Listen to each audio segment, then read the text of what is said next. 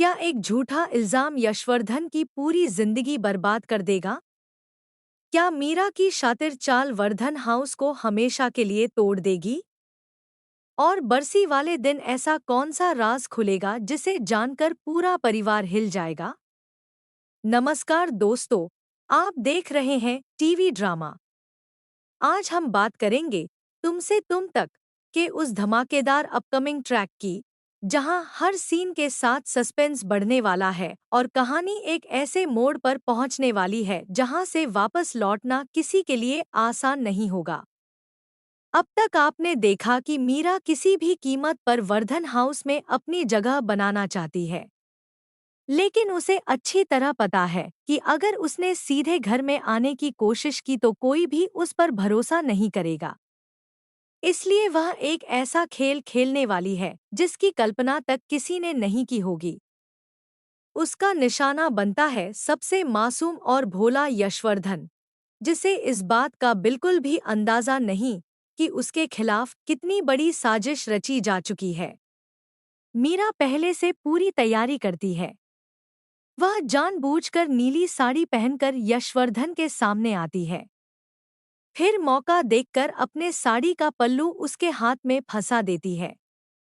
अगले ही पल वह जोर-जोर से चीखने लगती है, रोने लगती है और ऐसा दिखाती है जैसे यशवर्धन उसकी इज्जत लूटने की कोशिश कर रहा हो।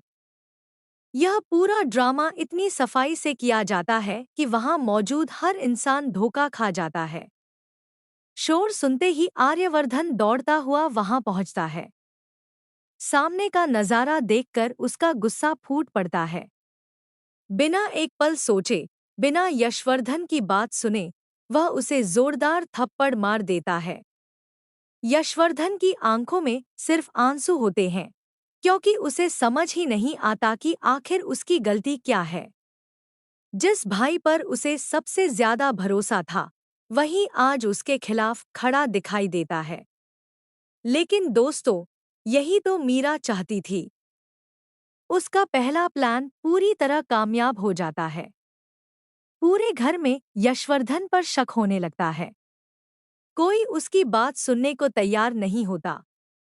मीरा अंदर ही अंदर मुस्कुरा रही होती है क्योंकि उसकी असली मंजिल अभी बाकी है। लेकिन कहानी का सबसे बड़ा धमाका अभी बाकी है। बरसी वाले दिन पूरा वर्धन परिवार एक साथ पूजा के लिए इकट्ठा होता है। तभी अचानक यशवर्धन की तबीयत बिगड़ जाती है और पूजा की जिम्मेदारी आर्यवर्धन संभाल लेता है। सब कुछ सामान्य लग रहा होता है, लेकिन तभी मानसी के हाथ ऐसा सच लगता है जो पूरे परिवार की नींव हिला देता है। मानसी को पता चलता है कि आर्यवर्धन इस घर का असली बेटा ही नहीं है। यह सुनते ही वह पूजा बीच में ही रुकवा देती है। पूरा माहौल सन्नाटे में बदल जाता है। हर कोई एक दूसरे का चेहरा देखने लगता है। आखिर अगर आर्यवर्धन असली बेटा नहीं है, तो इतने सालों से सबको धोखे में किसने रखा? उधर मीरा इसी मौके का इंतजार कर रही होती है। वह पूरे परिवार के सामने आर्यवर्धन का सबसे बड़ा राज खोलने की तैयारी कर लेती है। अब सवाल यह है कि क्या यह सच सामने आते ही आर्यवर्धन की पहचान बदल जाएगी? क्या वर्धन हाउस दो हिस्सों में बंट जाएगा? या फिर कहानी में आएगा कोई ऐसा ट्विस्ट जो सबकी सोच बदल देगा? इतना ही नहीं, अनु को भी राजनंदिनी की रहस्यमय झलकियां दिखाई देने लगेंगी। इन झलकियों से पुराने राज एक एक करके सामने आने लगेंगे। ऐसा लगता है कि कई साल पहले दफन हुई सच्चाई अब खुद बाहर आने की कोशिश कर रही है। हर एपिसोड में एक नया खुलासा होगा और हर खुलासे के बाद कहानी पहले से ज्यादा खतरनाक होती जाएगी। अब सबसे बड़ा सवाल यही है कि क्या यशवर्धन अपने ऊपर लगे झूठे इल्जाम से खुद को बेगुनाह साबित कर पाएगा? क्या आर्यवर्धन को अपनी गलती का एहसास होगा?